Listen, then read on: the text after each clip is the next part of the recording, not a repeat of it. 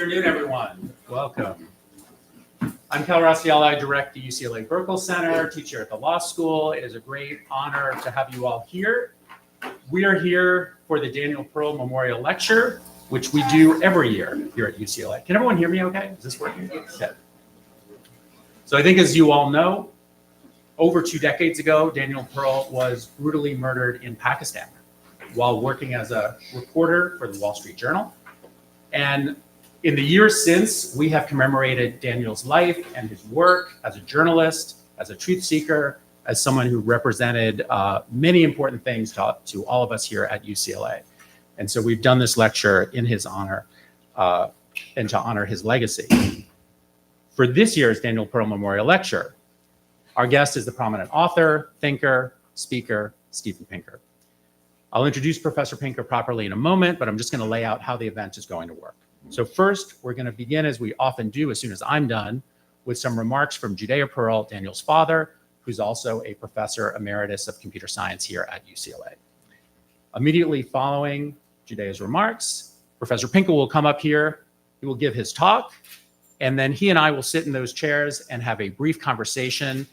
And at the end of that, we will open it up to questions from all of you. We should have time for a few questions. We have these very unusual microphones in the front that look like boxes. We're going to hand those around. When you ask a question, I know they're a little odd. When you ask a question, of course, wait to be called on, but please keep your questions short and to the point. This is a crowded house. We have an overflow room with more people in it. So we want to keep the questions to the point, short and brief. So that's going to be the run of the show. So let me introduce Professor Pinker, and then again, I'm going to welcome Judea up to the stage. So Steven Pinker is the Johnston Family Professor of Psychology at Harvard University. He is a Canadian by birth, raised in Montreal, but has spent, I think it's fair to say, much of his working life here in the United States.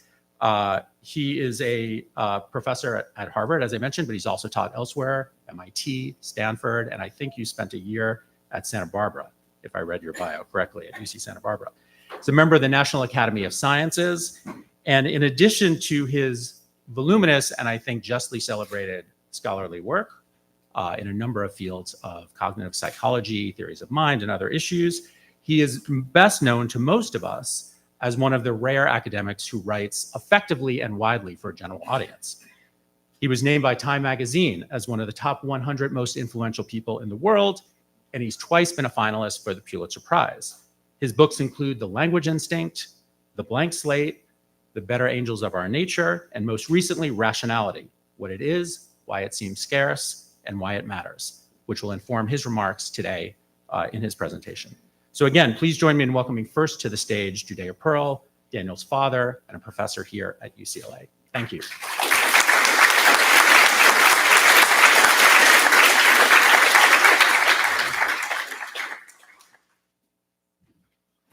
Thank you, Carl, for this kind introduction. And thank you all for being here. I see friends, colleagues, students, supporters of the foundation, supporters of the Berkel Center, and the community, the UCLA community, and the Los Angeles metropolitan area community, for whom this annual event has become a landmark of common values and common aspirations. This year, I would like to start, before I introduce the speaker, I would like to start with apology or confession for a long-lasting, lingering, embarrassing neglect. I'm talking about the fact that out of the 21 speakers we had in this series through the year, 15 were journalists and or media personalities, and 5 were diplomats, and none was a scientist. Okay, while it is true that Danny was a journalist through and through, and it seems fitting, to commemorate his life and work by inviting his colleagues to reflect on the essence of their profession and its importance to its social role. We must also recognize the parallel between journalists and scientists. Now, both professions are driven by obsessive dedication to an elusive commodity called truth, Truth. Yeah. And both devote their times to the pursuit of truth, believing for some reason that this would enable society to make more rational decisions for the betterment of mankind. Now, with this motto in mind, we are honored and fortunate to have Professor Steven Pinker as our speaker today, because Professor Pinker is not merely a microscope-bound scientist. He has significantly contributed to clarifying the method by which truth is uncovered, approximated, and communicated. His study, or his book, and this book of Rationality, the topic of today's discussion, delves deeply into the secret of this methodology, its benefits, and why it is so often abundant. It is, in my own work, I have found Pinker's book on rationality to be so compelling that I have changed the title of my forthcoming book to read Coexistence, Rationality, and Other Fighting Words. It is, I believe, it's self-evidence that understanding rationality is indispensable in our current era of fake news and conspiracy theories, where so many intelligent people prefer information that reinforces their preconceived worldview over facts that challenge those theories. Just to draw a contrast, this is precisely what scientific theory tells us not to do. Both scientists and journalists become famous by stepping out of their comfort zone and paying attention to facts that overturn received theories. As we gather here today, I should also mention that it's important, on the ground of this great university, we should find the discussion of rationality especially pertinent to our beloved UCLA campus, which has been besieged, disrupted, and violated by irrational forces since October 7th. And it's still struggling to recover from this predicament with great pain and anguish. Thank you, Stephen, for honoring our son Danny with your lecture today.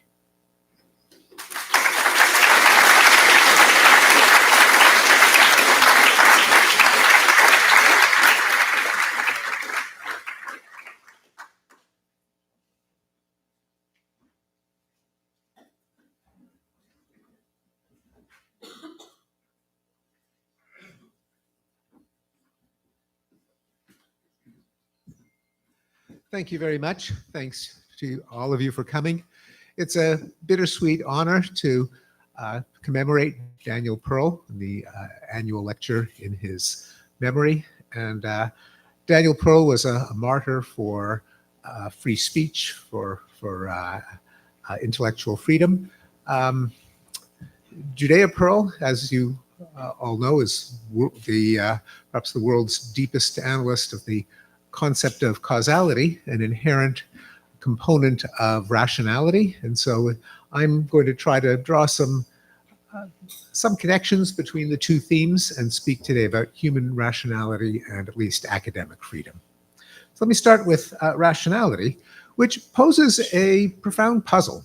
On the one hand, our species can lay claim to stupendous feats of rationality.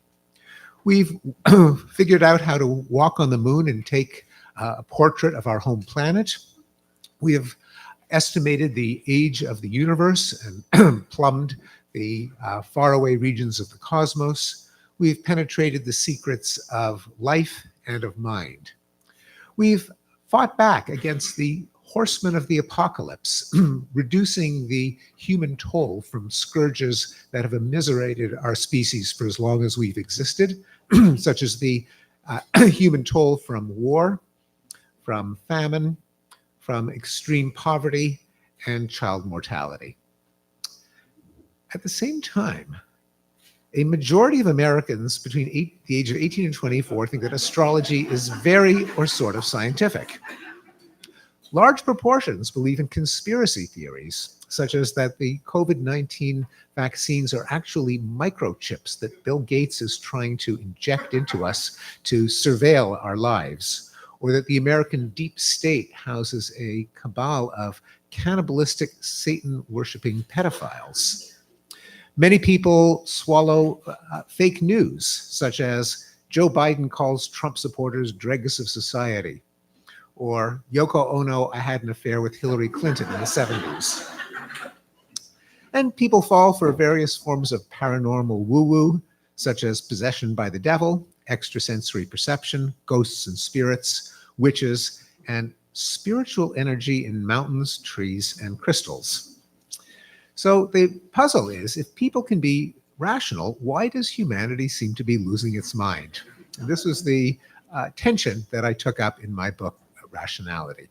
Now, there is a standard answer to the nature of rationality and irrationality coming from my own field, cognitive psychology, and the neighboring field of behavioral economics, which is rationality itself may be defined by normative models. These are benchmarks for how we ought to reason.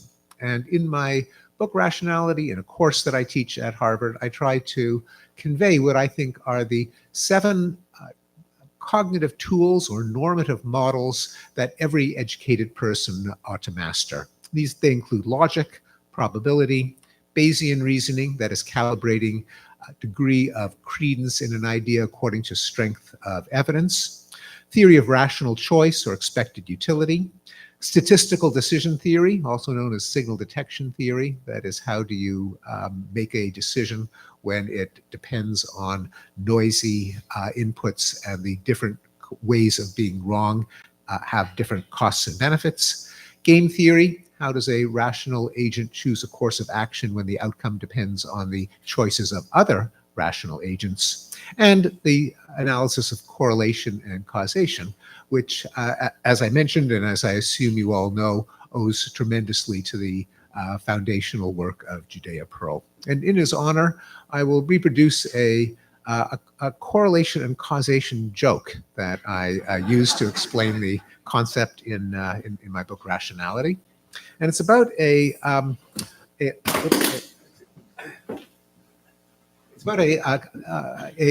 couple who is experiencing sexual frustration in a traditional Jewish community, and it is written in Jewish law that a man is responsible for his wife's sexual pleasure.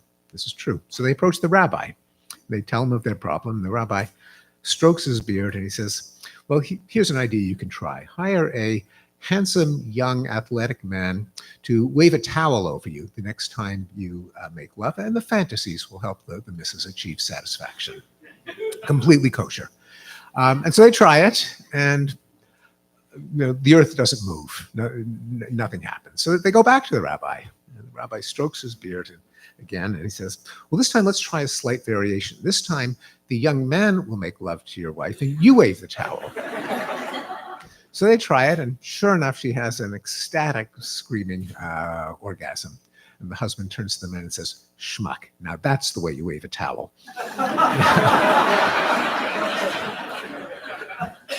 That's a joke about correlation and causation. And in fact, our host, Professor Pearl, can explain mathematically the fallacy in the husband's reasoning. Okay, well, according to the standard approach, again, this is what the majority of cognitive psychologists and behavioral economics believe.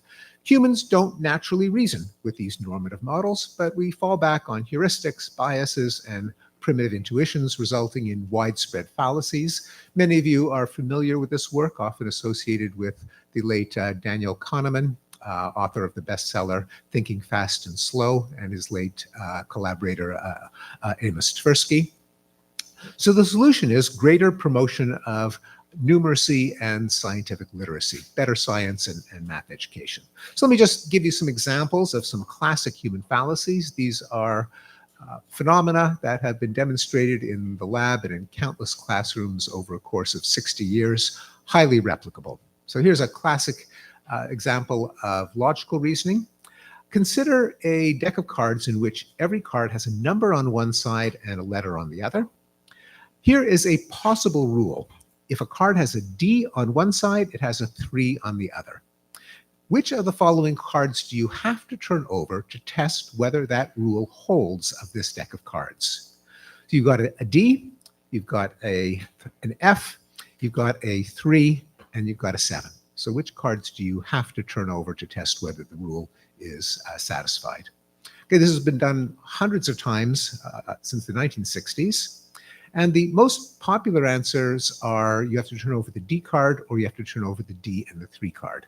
I haven't asked for a show of hands, but I suspect that's what occurred to many of you in this room because it is very replicable. The correct answer is you have to turn over the D card and the 7 card. Well, how come? Well, everyone knows you've got to turn over the D card because if you turned it over and there wasn't a 3, that would falsify the rule. Everyone knows you don't have to turn over the F card. The rule doesn't say anything about it one way or another. A lot of people think you have to turn over the 3 card, but when you think about it, that's irrelevant. The rule says if D, then 3, not if 3, then D. Thinking that you have to turn over the 3 card is an example of the fallacy of affirming the consequent, that is, going from if P, then Q to if Q, then P, which is a fallacy. And when you think about it, you really do have to turn over the 7 card because if you turned it over and there was a D on the other side, that would falsify the rule. But it doesn't occur to most people. It's a common explanation, really more of a redescription, is that it's a case of confirmation bias. That is that people are pretty good at looking for examples that conform with a generalization. They're not so good at looking for potentially confirmatory examples. Let me give you another classic example, this one from Bayesian inference. The probability that a woman has breast cancer is 1%. If a woman does have breast cancer, the probability that she tests positive is 90%. That's the sensitivity of the test. If she does not have cancer, the probability that she nevertheless tests positive is 9%. That's the false positive rate. A woman tests positive. What is the chance that she actually has the disease? Okay, just think about it intuitively in terms of the ballpark probability that you would assign. Well, in samples of physicians, the average answer is about a probability of 80 to 90%. The correct answer is 9%. That's right. When you go to a doctor and you test positive, chances are the doctor will overestimate the chance that you have the disease by a factor of about 10. A common explanation is that this shows that people tend to neglect base rates. In this case, the fact that only 1% of people in the population have the disease in the first case, which means that most of the positives are going to be false positives. They only think about representative stereotypes, that is, a person with cancer probably will test positive, but they fail to discount that by how rare it is in the population, namely the base rate. I'll give you one other example of, or set of examples of common fallacies in human reasoning. And this consists of intuitions that people naturally have about how the world works, that served our ancestors well in a pre-scientific environment, but which often have been debunked by our best science. For example, I'll give you 3 of those intuitions. Many people are vulnerable to dualistic thinking, that is, to thinking that every human being has a body and has a mind. And it's a natural way to think. As we interact with one another, we don't treat each other as hunks of meat or robots, we assume that the person we're dealing with has a mind with beliefs and desires and intentions just like ours, even though we can't experience them directly. Well, once you think that there can be bodies plus minds, it's a short step to imagine, well, there can be minds without bodies. And so you get beliefs in spirits and souls and ghosts and an afterlife and reincarnation and ESP. We're also prone to essentialist thinking. That is, that living things contain an invisible essence that gives them their form and powers. You can't see it directly, but it's what organizes the living, working tissues of organic beings. Well, from there, it's a short step to conclude that disease must be caused by some kind of adulteration of one's essence by a foreign contaminant or pollutant. And so you get resistance to vaccines, as old as vaccines themselves, because when you think about it intuitively, what is a vaccine? You're actually taking the substance that makes you sick and injecting it deep into your tissues. It's not surprising that many people think that that is an icky prospect. It makes people receptive to homeopathy and herbal remedies, which seem to be transfusing the healthful essence of a living thing into the body. And it leads to the widespread rediscovery in culture after culture of quack cures like purging and vomiting and enemas and bloodletting and fasting, and the vague sense that to treat disease, you've got to get rid of toxins, whatever they are. Then we also are prone to teleological intuitions. We know that our own plans, our own artifacts and tools and creations were designed with a purpose. From there, it's a short step to assume that the whole world was designed for a purpose, and so to be receptive to creationism and astrology and synchronicity and the vague Oprah-esque sense that everything happens for a reason. So, can human irrationality be explained by these heuristics, fallacies, and primitive intuitions, the subject matter of a lot of cognitive psychology?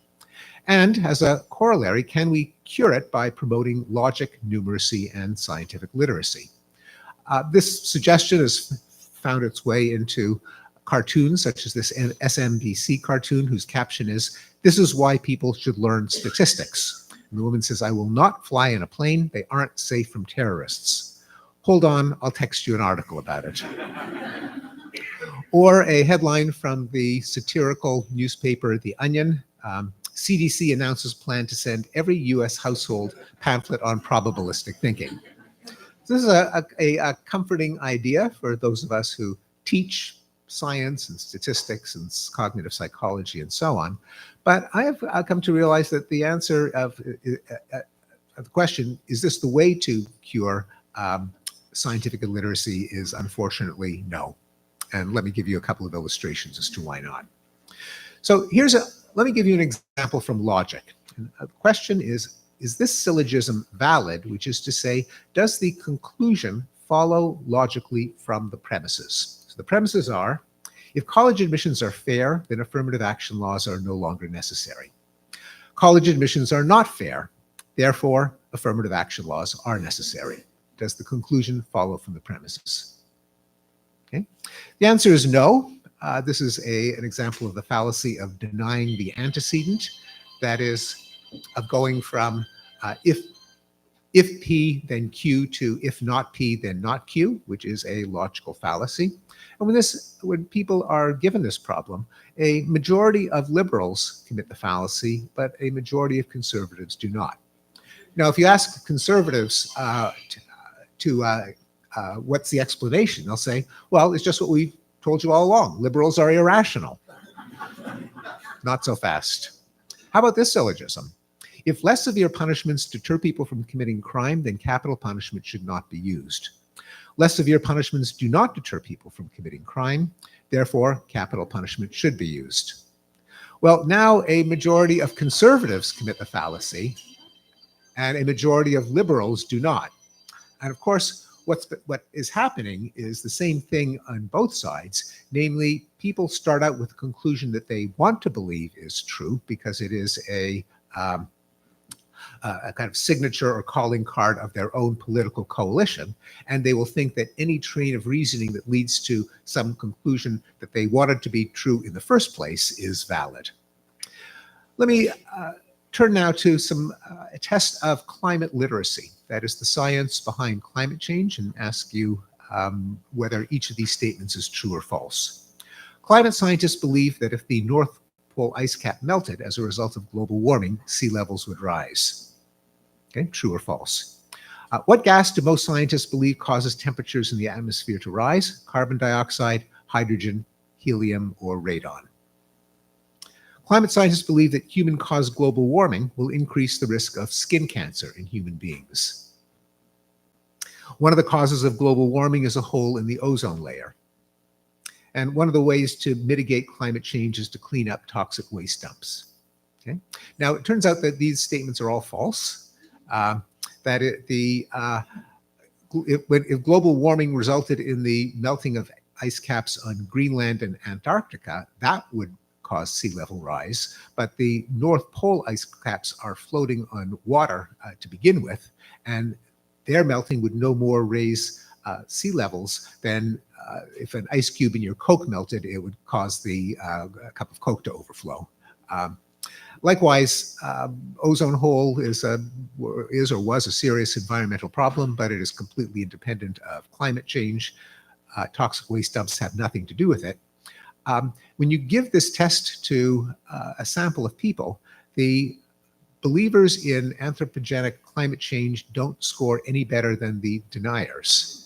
Many of the believers have a vague sense of green and natural and versus pollution and contamination, and they're not particularly astute as to the actual science behind climate change. So what does lead to science denial? The answer is actually pretty simple. Politics, political orientation. Why is the Earth getting warmer? If you ask people, is it because of human activity or natural patterns? You find that the more conservative, the more climate denial. It has nothing to do with scientific literacy, no understanding of atmospheric chemistry. It's just politics. The farther to the right, the more climate denial. Similarly, when it comes to denial of the proposition that humans evolved from other organisms, the degree of belief in that proposition is completely uncorrelated with tests of scientific literacy, like what is bigger, an atom or an electron, probes of how well people understand Darwin's theory of natural selection, completely uncorrelated with their belief as to whether humans evolved from other primates. What predicts belief in evolution is just religiosity. The more religious, the more you deny evolution. These are findings that come from the legal scholar Daniel Kahan, who calls it expressive rationality. Namely, opinions can be signals of loyalty to a social group or coalition. It turns out that despite our laments of rampant scientific illiteracy, most scientific findings are accepted. In contrast to, say, the consensus a few hundred years ago, very few people in the mainstream of American society today believe in werewolves, unicorns, animal sacrifice, bloodletting, the divine right of kings, miasmas as the explanation of disease, or omens and eclipses and comets. Pick your favorite kooky politician. Chances are they will not endorse any of these statements. There's only a few politicized, emotionally charged topics which become kind of talismans or litmus tests of political loyalty, and that's where you find the science denial. So how do we achieve feats of rationality despite both the cognitive biases that cognitive psychologists have documented, and then on top of them, all the political biases? Well, the general answer, and this was hinted at by Professor Pearl, is that there's a kind of social rationality, that there are some institutions that by their very design promote rationality, and that's how, as a species, we've managed to accomplish anything rational. Because really, few of us can really justify our beliefs, including the true beliefs. I've been vaccinated against COVID 6 times. And if you ask me how the vaccines work, I'll say something something mRNA, something something immune system, something something antibodies. Basically, I trust the people in the white coats who say that they're safe and effective. So we depend, all of us, on the expertise of scientists, historians, journalists, government record keepers, and mainstream authors. And the trust is often well placed because in a well-designed rationality promoting institution, one person can notice and make up for another's biases.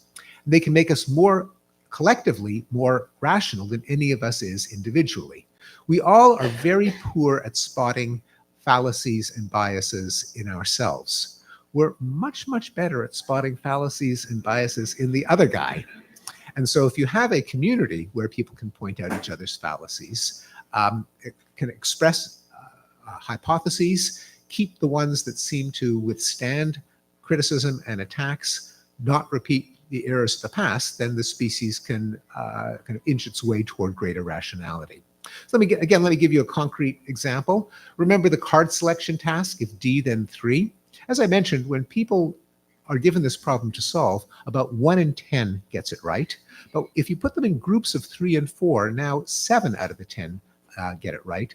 All it takes is for one person to spot the correct answer and explain it to everyone else, and the rest of the group virtually always agrees. What do I mean by rationality promoting institutions? Well, in fact, Professor Pearl mentioned 2 of them, starting with science with its demand for empirical testing and peer review, democratic government with its checks and balances, journalism with its demand for editing and fact-checking, the judicial system with its adversarial proceedings, even Wikipedia, probably the most successful social media, with it where the editors have to sign on to 5 pillars of objectivity, neutrality, and sourcing. If you compare it to social media that are kind of a free-for-all, like TikTok and Twitter and Instagram, the record is not as impressive. And in theory, academia, with its commitment to freedom of inquiry and open debate. As I said, in theory, and that's the question that I will turn to now. What it suggests, by the way, in general, our overall set of guidelines for how do we promote rationality is to safeguard the credibility and objectivity of rationality promoting institutions. Experts should be prepared to show their work, that is not to issue edicts from on high as if they were oracles, but to explain the basis of their recommendations. Fallibility should be acknowledged, since we all start out ignorant about everything, and fallibility is part of being rational. And perhaps most important, gratuitous politicization should be avoided, and this is an advisory that our scientific institutions have been rather flamboyant in flouting of recent, where our major scientific magazines and organizations have been falling over themselves to proclaim how aligned they are with the political left. They should not be surprised if the center and the right blows them off. In other words, if we want people to accept the scientific consensus on climate change, vaccines, public health measures, and science in general, they should not be branded as left-wing causes. The final topic then that I'll turn to is the question of academic freedom, which is objectively under threat. The Foundation for Individual Rights and Expression, which tracks assaults on academic freedom, found that between the year 2014 and the year 2022, there were 877 attempts to punish scholars for constitutionally protected speech, 114 incidents of censorship, 156 firings, 44 of them tenured professors, more than during the McCarthy era. So here's a graph just showing how the problem rather suddenly got much, much worse. Leading to the puzzle, why should academia, of all institutions, punish the expression of opinion? Isn't that what academia is for? Well, part of the answer comes from the political orientation of university professors, which has become increasingly left-wing. This graph only goes to the year 2014. That was 10 years ago. And if we had comparable data today, there is no question that the leftward shift, as represented by the top line, would be even more extreme. And it isn't because of trends in the general population. The same questions show pretty much a flat line in the population as a whole. I'll present some recent data from an institution with which I'm familiar, Harvard, where, according to the most recent poll, 37% of my colleagues identify themselves as very liberal, 45% as liberal, 16% as moderate, and 1.5% as conservative. And even that figure is going to go down because he's going to retire. So what's the big deal about academic freedom? Now, it's not just to stanch the bleeding of confidence in universities, though that is a problem. Confidence in trust in universities has been sinking faster than any other American institution. That's saying a lot, considering how much trust has eroded in the media, government, and so on. Fewer than half of Americans believe it has a positive effect on the country. Also, academic freedom should not be defended as a perquisite of professors. Just professors have the right to say whatever they want, because professors are as much a part of the problem as part of the solution. A lot of these cancellations and censorship incidents and firings were at the behest of professors. But it's rather to safeguard rationality itself. No one is infallible or omniscient. That should be obvious. And we've seen evidence of logical and statistical fallacies, primitive intuitions, the my side bias, namely believing a proposition if it is a signature cause of your own coalition, expressive rationality, opinions as signs of loyalty to a coalition.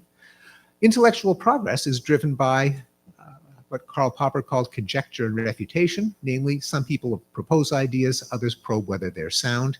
In the long run, if the institution is well designed, people keep the ideas that have withstood criticism and attempts at falsification, and try not to repeat their mistakes. Any institution that disables this cycle by making certain hypotheses unsayable is doomed to error. We have many historical examples, such as the embrace of geocentrism, of creationism, of Lamarckism by the Soviet Union, and any institution that just prevents certain opinions from being voiced is bound to provide erroneous guidance on vital issues. Again, since no one's infallible, no one's omniscient. And even when the academic consensus is almost certainly correct, people won't accept it. And I have encountered this a number of times where I will talk about the fact that the vast majority of scientists agree that human activity has been warming the planet. And the response is, well, why should I trust the consensus if it comes from a clique that allows no dissent? Consensus just means that anyone who disagrees will be canceled or driven out. And it is a legitimate criticism. If we want to safeguard the credibility of the scientific consensus, we have to reassure people that it comes from a community where if there are criticisms, they can be voiced and they can be refuted. And so it's in the service of promoting academic freedom as a necessary means to the end of rationality that I and a number of colleagues formed the Council on Academic Freedom at Harvard, a faculty-led organization devoted to upholding the ideals of free inquiry, intellectual diversity, and civil discourse. Again, not as a perquisite of professors, but as one at least small part in the effort to promote rationality. Thank you. Thank you for having me.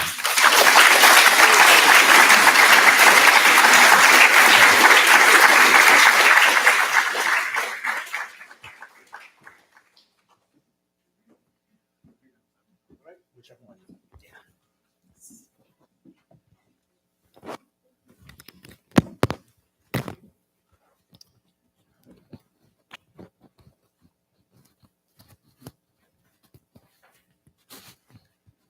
Okay, can everyone hear us okay? All right, so thank you very much for that talk. So I'm going to admit, normally for this lecture, we've had either people from journalism, from politics, from foreign affairs, areas that I know something about. I really know nothing about rationality. So I'm going to ask some naive questions, and then I'm going to open it up to everyone else. So the first question I have is, I have read a few of your books, And I think you have a justly earned reputation as someone who's generally optimistic and sees kind of an increasing progress in a number of areas.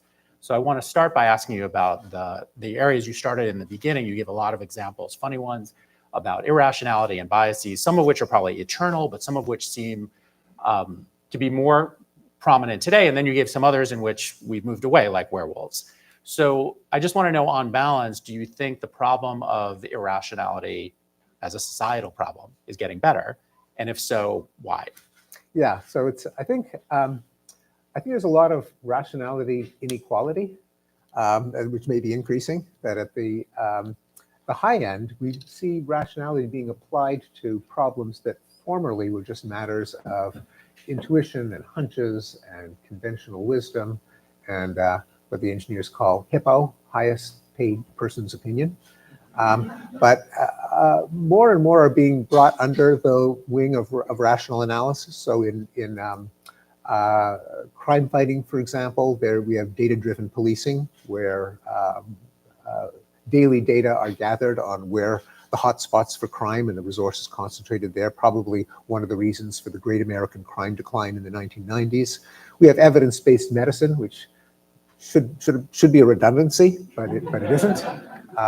We have Moneyball in sports. We've got poll aggregation in polling, like 538.com.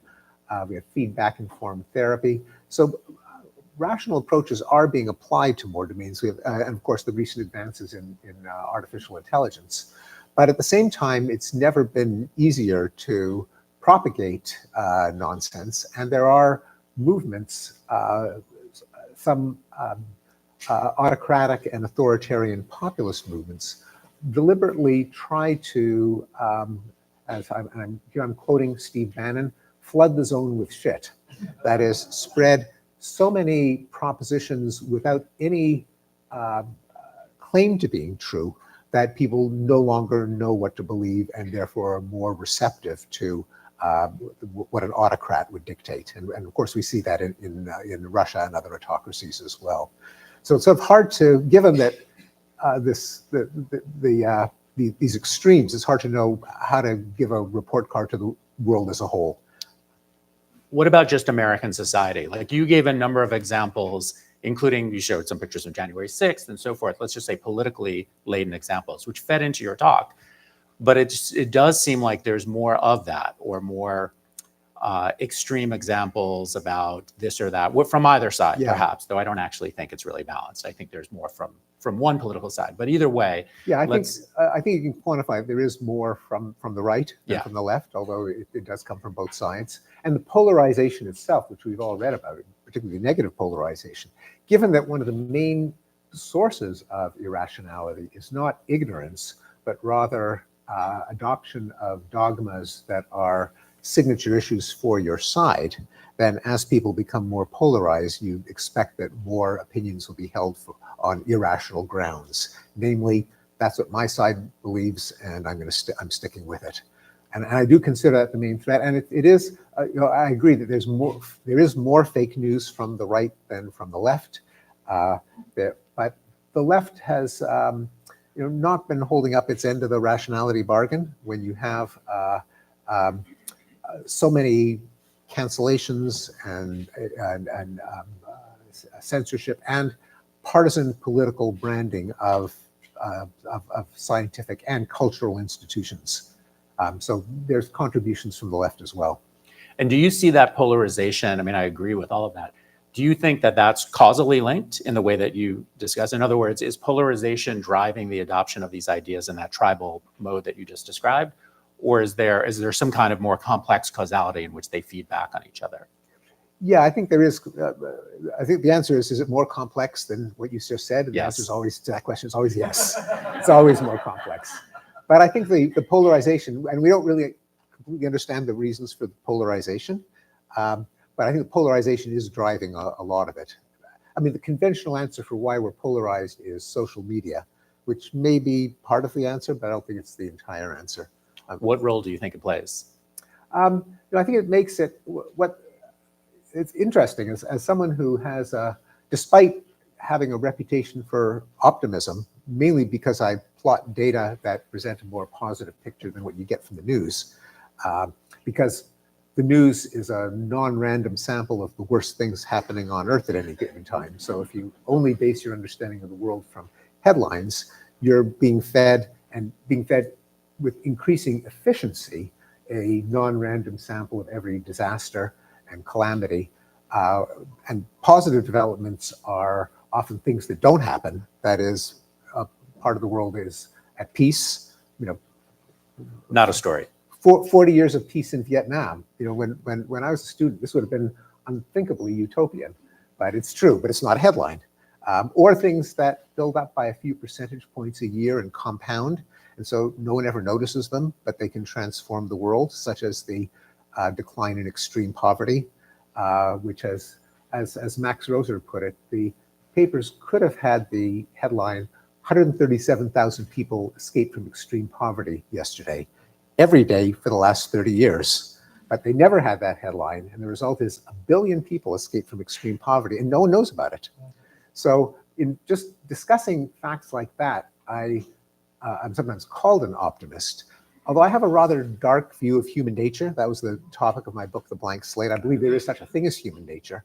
And one of the things that social media has kind of unveiled is if you just let people say their thing, contrary to expectations that I may even have been willing to harbor, that you get a kind of new enlightenment as people share ideas. But unless you actually build in safeguards like peer review, editing, fact-checking, people don't really have much of a commitment to objectivity and truth in their own intuitions. That's just not the reason that people believe most things outside their immediate experience.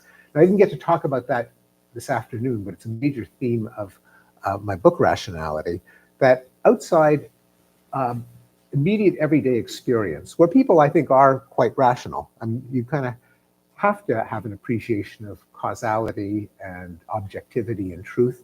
Otherwise, you won't keep food in the fridge and gas in the car and the kids kind of clothed and fed and off to school on time, because reality is merciless. It won't put up with your fallacies and biases. And so whether through evolution or learning, we're not bad at navigating our physical environment. But a lot of the opinions that we think of as irrational just don't affect people day to day. What was the cause of a particular war? What's the cause of fortune and misfortune? Where did human species arise from? How old is the universe? It kind of doesn't matter to most people, to your day-to-day life. And until very recently, until the scientific revolution and the data revolution and revolution in data keeping and journalism, no one could know. Any belief was as good as any other belief. There's no way of dating the universe until quite recently. And our minds are adapted to a world without science, in which there is no way to find objective answers to these big cosmic and historical questions. And so people believe things because they are morally uplifting, because they're entertaining, they're a good story, they're good things for the kids to believe, they're edifying. Whether they're true or false, I think people don't have an intuition that that's even possible or desirable. And so unfettered expression will naturally lead to a lot of nonsense being circulated. And I think we probably should have been able to predict that, but just letting everyone have an opinion by itself is not going to push toward objective truth. I mean, you need something like the guidelines of Wikipedia. Now, so I think that helps polarization, because you could have different people with their mutually incompatible. Helps meaning promotes it. That's right. I mean, helps meaning doesn't make it better, but right. makes it increase. That's right.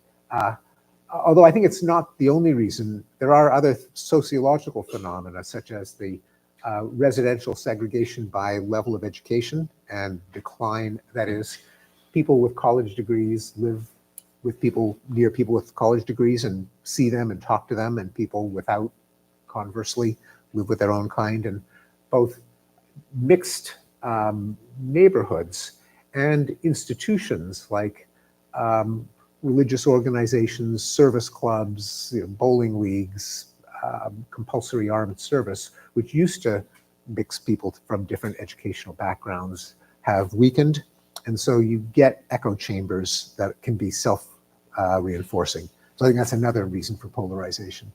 I want to come back to social media, but just on the point you made about people not knowing things that we didn't need to know, I'm kind of a lapsed political scientist, but in political science, we talk about rational ignorance in a lot of settings. Yeah. And so I'm just curious how you gave examples about like climate literacy, and it would seem like that would be a case where many of us don't really need to know the science. We're not scientists, but we might be rationally ignorant about it as long as there are gatekeepers who do maybe provide that peer review or whatever it is that you think is the proper process. Is that a kind of fair summation of how you think?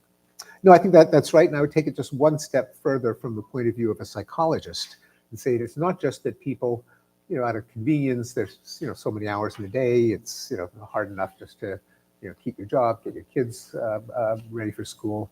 So, who has the time to do a deep dive into, right. And I think that's absolutely true. And of course, from that literature, we also know that voting is not really a way of furthering your interests, because your vote is astronomically unlikely to decide an election. It's a puzzle people vote at all. It's a puzzle people vote at all. That is, and the common answer is it's self-expression. So what I would just add as a psychologist is that it isn't just that people say, well, who has the time to find out? I'm going to let the experts decide. I'm going to be happily ignorant. Rather, people do adopt beliefs.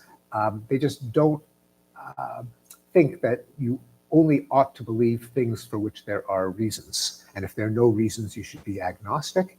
That is very unpsychological or psychologically unreal. That is, people are perfectly happy to have beliefs in areas that they know nothing about, because especially if the beliefs are seen to have some kind of moral value, that is, they promote the right values, they make your side look good, the other side look stupid or evil, or even if they're kind of fun to think, they're entertaining, they're worth spreading, people listen to you if you spread a conspiracy theory, they're kind of fun. And the idea that I think a lot of people in journalism and academia have, that, wait, no, you can't just believe something because it's fun to believe it, or because it makes your side feel good, or because it's a good story, or it's morally uplifting. You should only believe things that are true. That is a deeply weird belief. I think most of us, on good days have that belief, but in it, we are being unlike the typical member of our species. So I'm just gonna ask a couple more and then we'll open it up. So just on social media, to go back to that, it seems like there's two things. So I think in your Enlightenment book, you talked about the printing press, and in some of your work, you talked about the printing press, and others have pointed out that one of the differences in terms of the spread of ideas with these prior technologies is there was always gatekeeping in various ways. Publishers made decisions, editors made decisions. Social media is by its nature unmediated, and so individuals can trade things true or false. So that's one big distinction. The other distinction is it's also been sort of weaponized in a way that we really haven't seen before, though that's not as new. We see versions of that with past technology. So I'm curious, when you think about the pernicious role of social media, how far do you go with that, and what do you think we should do? So, for example, just to take a live issue, the proposed TikTok ban or TikTok divestiture, is that an appropriate response, or how would you, based on what you've learned, how would you approach that problem?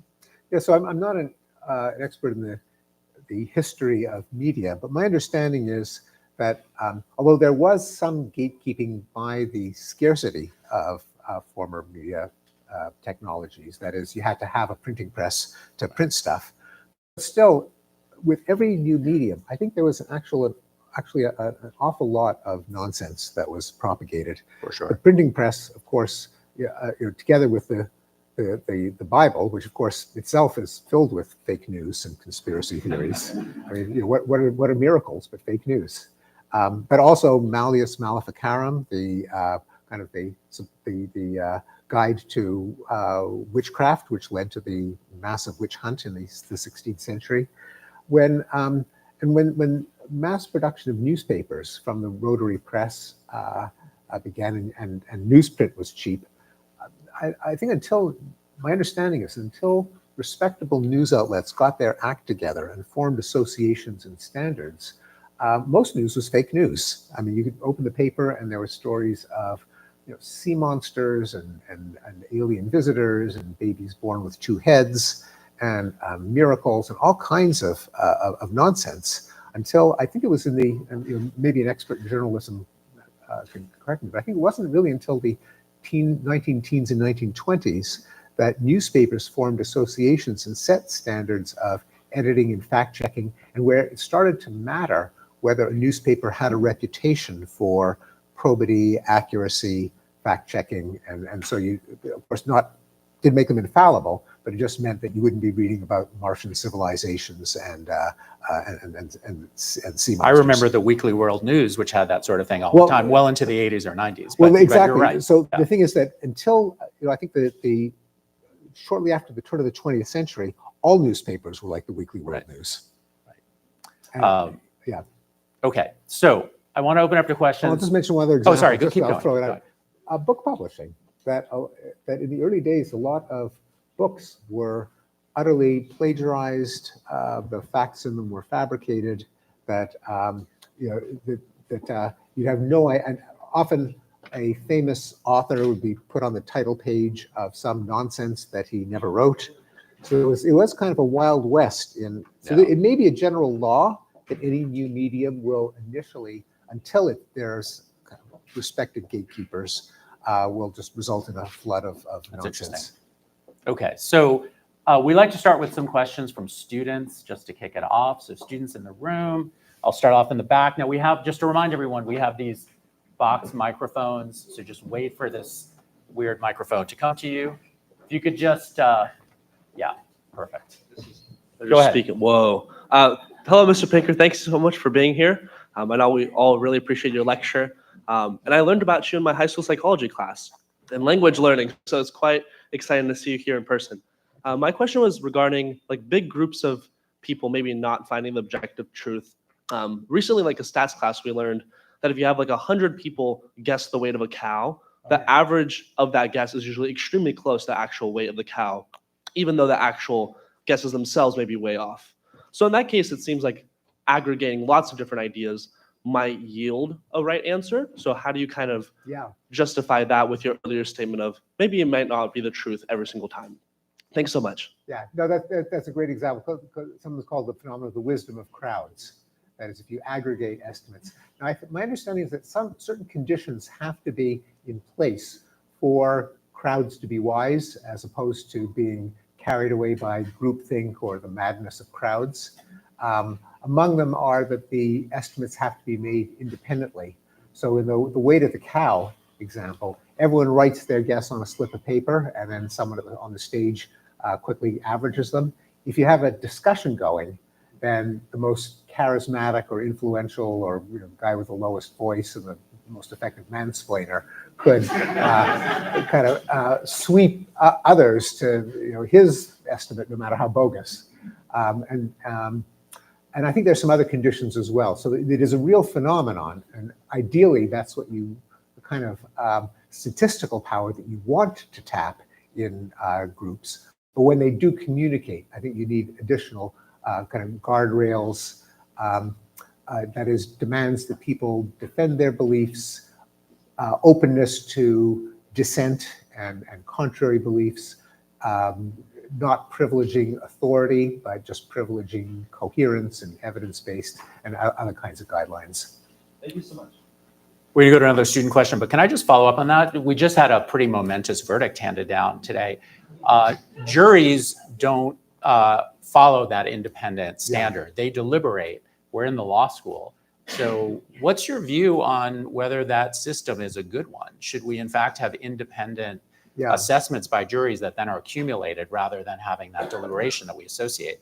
Probably, in the sense I'm not enough of an expert to give a definitive answer, but I do know there has been research on juries at least since the 70s, some of it involving the people in the jury pool who don't actually serve because there's enough of demand. Then alternates. All the alternates, yes. They'll have researchers will have a mock trial and experimentally vary what happens and then actually look at jury deliberations. My understanding is that a jury is not especially with the unanimity rule, is actually not an optimal decision-making body.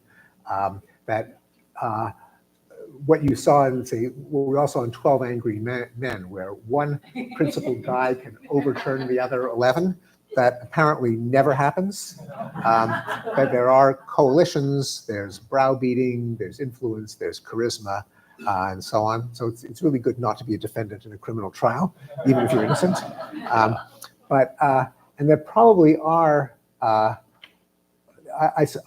almost sure that there would be better designs. Certainly in the recent book by Daniel Kahneman and Cass Sunstein and Olivier Sibony called Noise, they note that there are systematic pathologies in certain kinds of committees and groups, particularly when they don't give independent assessments. And they reckon, that is, the noise gets consolidated or amplified in a way. The kind of wisdom of crowd situation is one in which the noise, their mechanism for the noise cancels rather than amplifies. Great. Okay, so other students with questions. Yes, you have your hand, dark shirt. Yes, hand up. Perfect. Keep your hand up. Microphone is coming. I think the microphone can even be tossed because it's so light. Right, I think that's why That's it's in the the idea. box, Yeah, right? you can grab it. Oh, hello. Go ahead. Oh, hi, Professor Pinker. Thank you for your talk. I also learned you in my textbook, so it's an honor to speak to you. I was wondering, how would you think about the research regarding sort of like the spread of fake news or misinformation has to relate to the inattention to the truthfulness of the information? Sorry, say it again? Oh, yes. So the people's sort of like spread of misinformation on their social media has to do with their inattention to the truthfulness of the content itself. So they don't really filter through the message as much as they maybe, I don't know, normatively should. And I was wondering, what's your thought on this, given that you were saying that institutions promoting sort of like the rationality, promoting institutions are important, but if people don't even pay attention to the truthful information, what they even, how it's going to mediate this effect?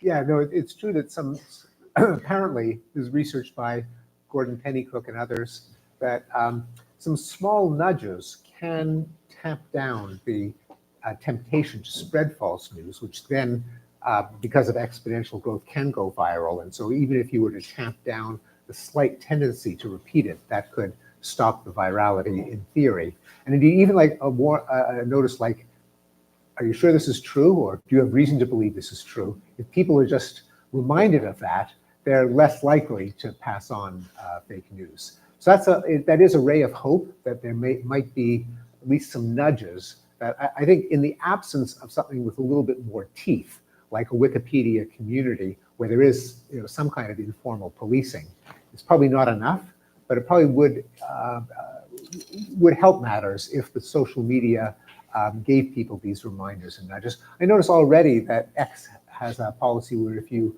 I guess you don't say retweet, re-X, repost something that you haven't clicked open to read, it will kind of nag you. Are you sure you want to retweet this? You haven't opened it to read it yet.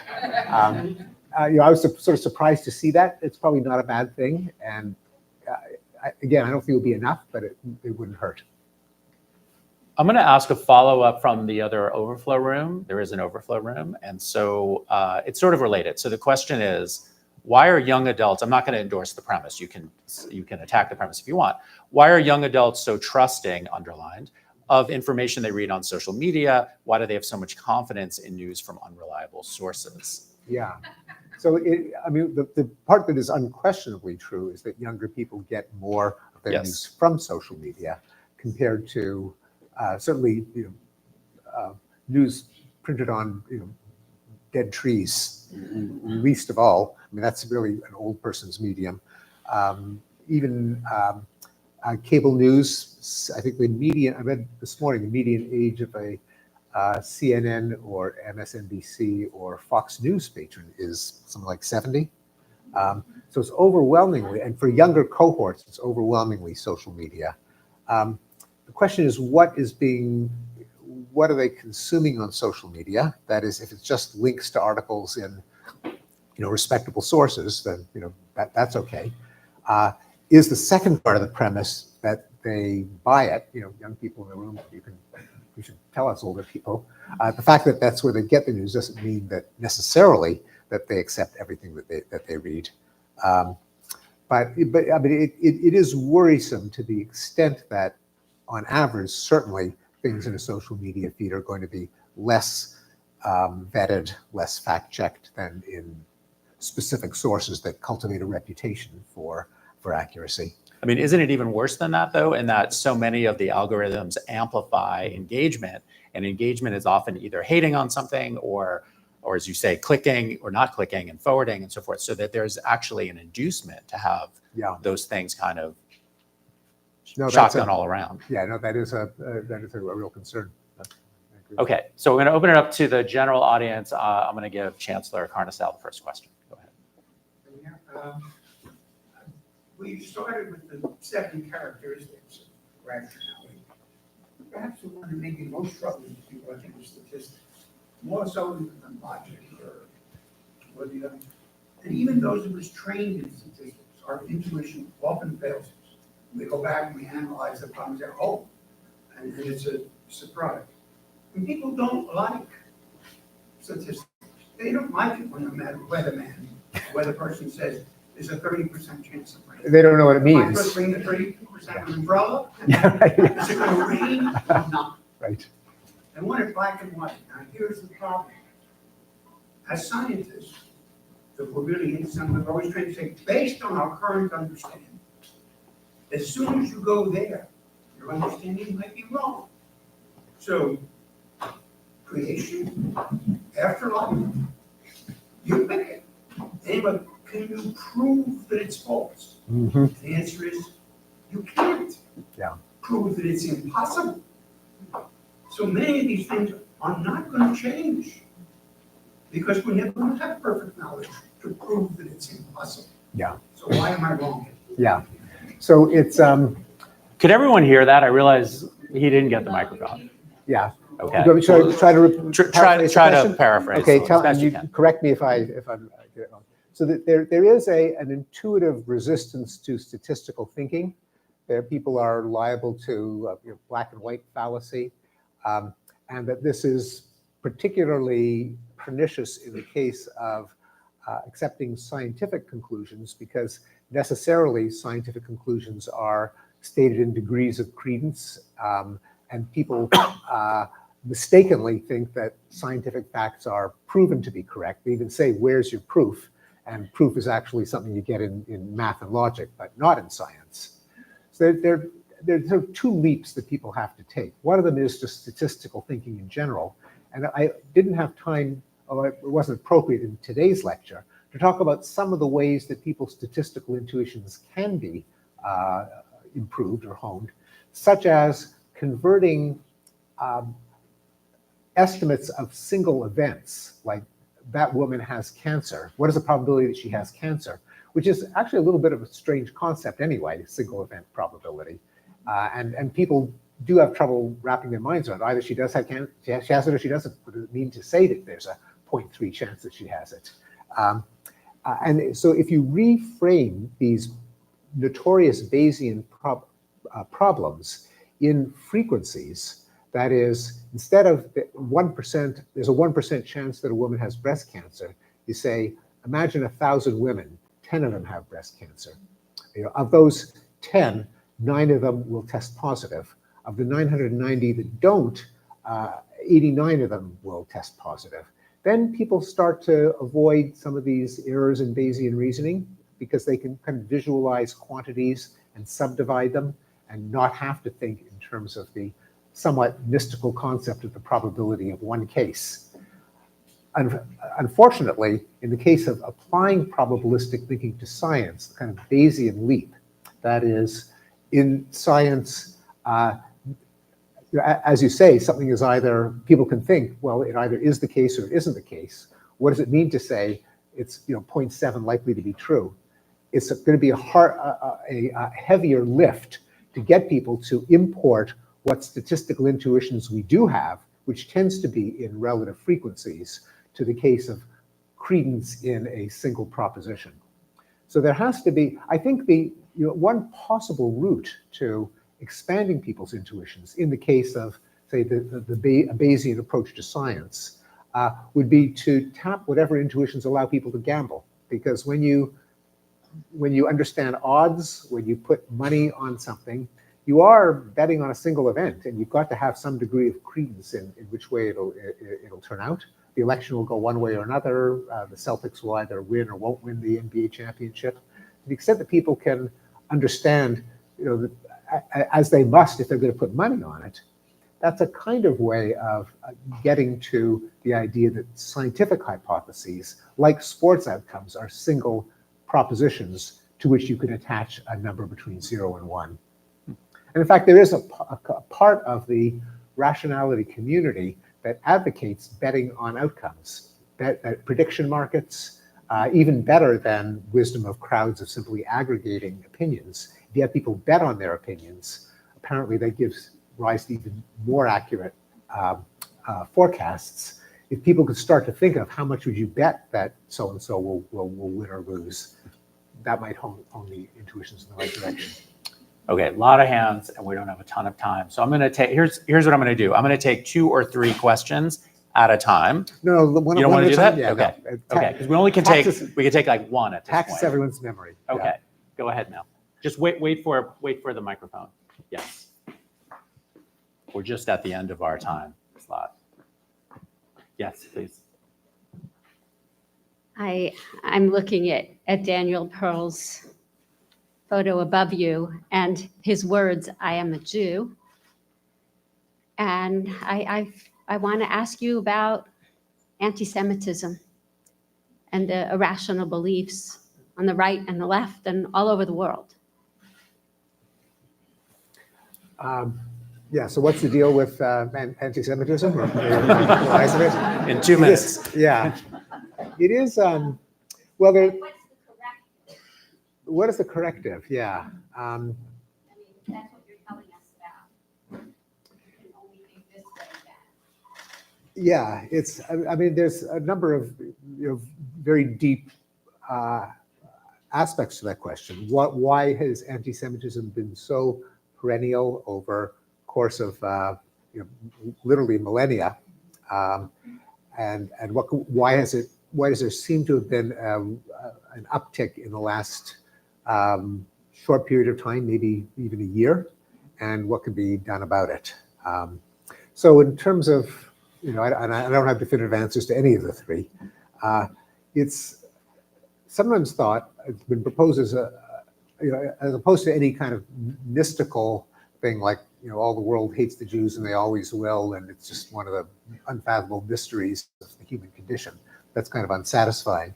There is a theory from the economist and historian of ideas Thomas Sowell that anti-Semitism is part of a phenomenon of hatred of middlemen minorities, owing in part from economic illiteracy.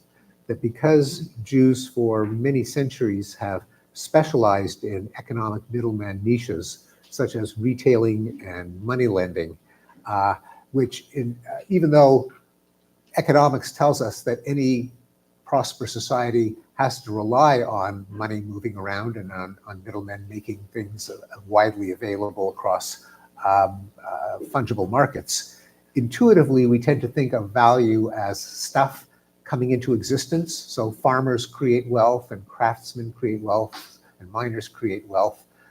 We don't think of financiers as creating wealth or as merchants as creating wealth. There's a tendency to backslide and to think of them as parasites and exploiters and thieves. And so Jews get expelled, the economy tanks, but still people don't make the connection.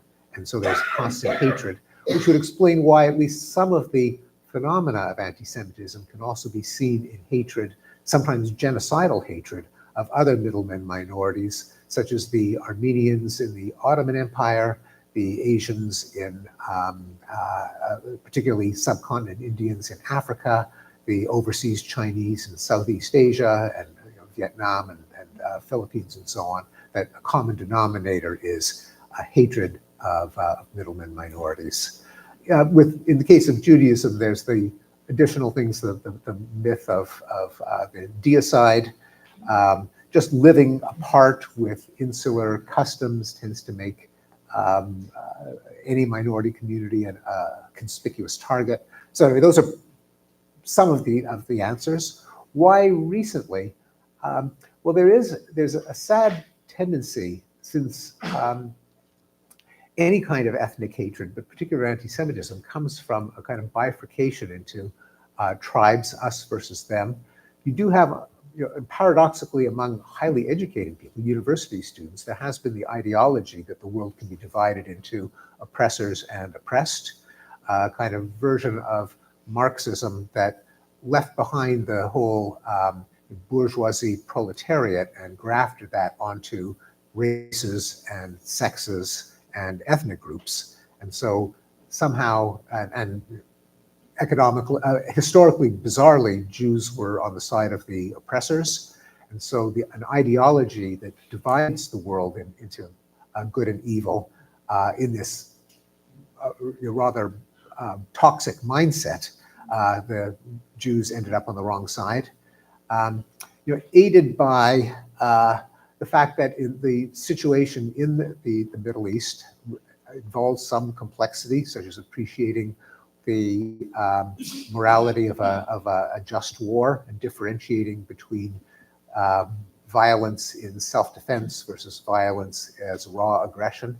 And that kind of moral philosophy 101 of what are the criteria for a just war? What is legitimate self-defense? When may force be applied? I think has receded in university educations in favor of oppressor-oppressed dichotomy. So that partly explains why it's so prevalent on university campuses. Anyway, there are many more reasons, but that's just throwing out some ideas. I know there's so many questions, but we're over time. Please join me in thanking Steven Pinker.